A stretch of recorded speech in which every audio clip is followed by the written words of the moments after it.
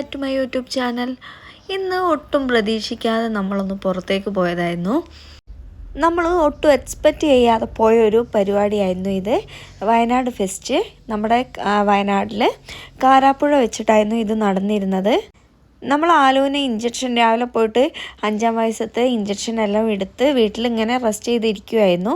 ആ ടൈമിലാണ് ആൻറ്റി വിളിച്ച് ചോദിച്ചത്, ഇങ്ങനെ ഒരു പരിപാടി നടക്കുന്നുണ്ട്, നിങ്ങൾ അറിഞ്ഞോ, നമുക്ക് പോവാമെന്ന് പറഞ്ഞിട്ട്. അങ്ങനെ നമ്മളെല്ലാവരും വേഗം ഡ്രസ്സൊക്കെ ചെയ്തിട്ട് ഇത് കാണാൻ വേണ്ടി പോയി. ഫുള്ള് ലൈറ്റിംഗ് ആയിരുന്നു ഇതിൻ്റെ ഹൈലൈറ്റ്. വൈകിട്ട് 6 മണിക്ക് ശേഷമാണ് ഷോ ഒക്കെ നടക്കുന്നത്.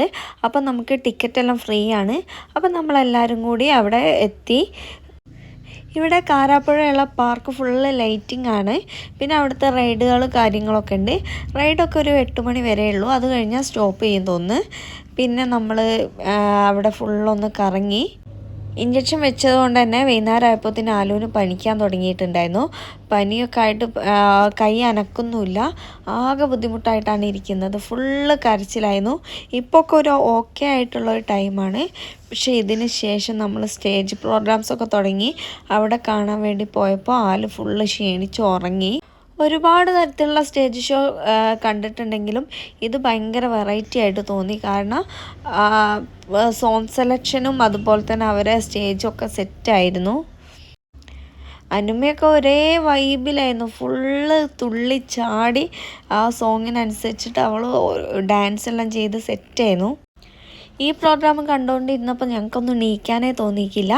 അവിടെ തന്നെ ആ ഫ്ലോറിൽ നമ്മൾ ഇരുന്ന് ആ ഷോ തീരും വരെ അവിടെ ഇരുന്നു. അതിൻ്റെ അപ്പുറത്ത് നമ്മൾ റൈഡിലെല്ലാം പോകണം എന്നൊക്കെ പറഞ്ഞിരുന്നു. പക്ഷെ ഞങ്ങൾക്ക് അവിടെ നിന്നൊന്നും എണീക്കാനേ തോന്നിയില്ല. അത്രയും സൂപ്പർ പരിപാടിയായിരുന്നു. ഞാൻ വിചാരിച്ചത് ആലു ഉറങ്ങിപ്പോയി. ഒരേ ഒരു ഇരുത്തുമായിരുന്നു.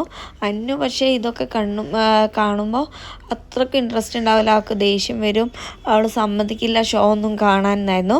പക്ഷേ അതിനും വിപരീതമായിരുന്നു. അവൾ ഫുള്ള് മൂഡായിരുന്നു. പിന്നെ കുറച്ച് കഴിഞ്ഞപ്പോൾ ഉറങ്ങി. ഇങ്ങനെ ഓരോ പ്രോഗ്രാംസിനൊക്കെ രാത്രിയൊക്കെ പോവൽ കുറവായിരുന്നു. ഇപ്പോൾ ആലു എല്ലാം ഉണ്ടായതിന് ശേഷം. അപ്പോൾ ഇത് ഭയങ്കര എൻജോയ് ചെയ്ത ഒരു ദിവസമായിരുന്നു നമ്മൾ. അങ്ങനെ ആ പ്രോഗ്രാംസൊക്കെ കഴിഞ്ഞിട്ടാണ് നമ്മൾ പുറത്തേക്ക് ഇറങ്ങിയപ്പോൾ അവിടെ ഫുഡ് കോർട്ടൊക്കെ ഉണ്ടായിരുന്നു.